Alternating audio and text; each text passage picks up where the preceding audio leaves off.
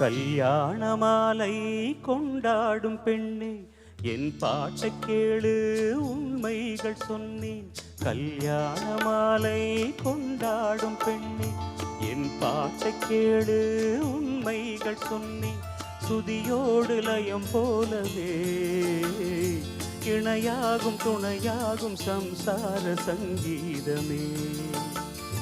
கல்யாண மாலை கொண்டாடும் பெண்ணே, என் பாட்டை கேளு உண்மைகள் சொன்னேன்.